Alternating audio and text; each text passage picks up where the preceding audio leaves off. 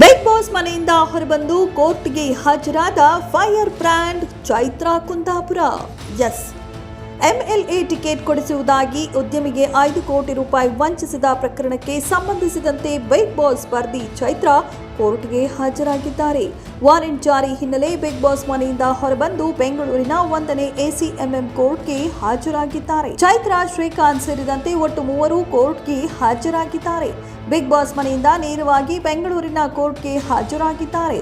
ಉದ್ಯಮಿಗೆ MLA ticket ಕೊಡಿಸುವುದಾಗಿ ಹೇಳಿ 5 ಕೋಟಿ ರೂಪಾಯಿ ವಂಚನೆ ಪ್ರಕರಣಕ್ಕೆ ಸಂಬಂಧಿಸಿದಂತೆ ಪರಪ್ಪನ ಅಗ್ರಹಾರ ಜೈಲು ಸೇರಿದ್ದ ಚೈತ್ರಾಗೆ ಜಾಮೀನು ಸಿಕ್ಕಿತ್ತು. ಜೈಲಿನಿಂದ ರಿಲೀಸ್ ಆದ ಬಳಿಕ ಚೈತ್ರಾ ಕುಂದಾಪುರ ಅಚ್ಚರಿ ಎಂಬಂತೆ ಬಿಗ್ ಬಾಸ್ ಮನೆಗೆ ಸ್ಪರ್ಧಿಯಾಗಿ ಪ್ರವೇಶಿಸಿದ್ದರು. ನಾನು ಹಿಂದೂ ಸಂಘಟನೆಯಲ್ಲಿರುವುದರಿಂದ ಬಿಜೆಪಿ ಆರ್ಎಸ್ಎಸ್ ವರಿಷ್ಠರಿಗೂ ಹತ್ತಿರವಿದ್ದೇನೆ. ಪ್ರಧಾನಿ ಕಚೇರಿಯಲ್ಲೂ ಪ್ರಭಾವಿಯಾಗಿದ್ದು ಸುಪ್ರೀಂ ಕೋರ್ಟ್ ಜಡ್ಜ್ಗಳಿಗೂ ಆಪ್ತಳಾಗಿದ್ದೇನೆ. ಅವರೆಲ್ಲರ ಪ್ರಭಾವ ಬಳಸಿ ಟಿಕೆಟ್ ಕೊಡಿಸುತ್ತೇನೆ ಎಂದು ಉದ್ಯಮಿ ಅವರಿಗೆ ಚೈತ್ರಾ ನಂಬಿಸಿ ಕೋಟ್ಯಾಂತರ ರೂಪಾಯಿ ವಂಚಿಸಿದ್ದಳು ಎಂಬ ಆರೋಪ ಕೂಡ ಇದೆ. ಸದ್ಯ ಈಗ ಆಚೆ ಬಂದಿರುವ ಚೈತ್ರಾ ಕುಂದಾಪುರ ಮತ್ತೆ ಬಿಗ್ ಬಾಸ್ ಮನೆಗೆ ಹೋಗ್ತಾರಾ ಅಥವಾ ಇಲ್ಲ ಎಂಬುದನ್ನ ಸದ್ಯ ಕಾದು ನೋಡಬೇಕಾಗಿದೆ.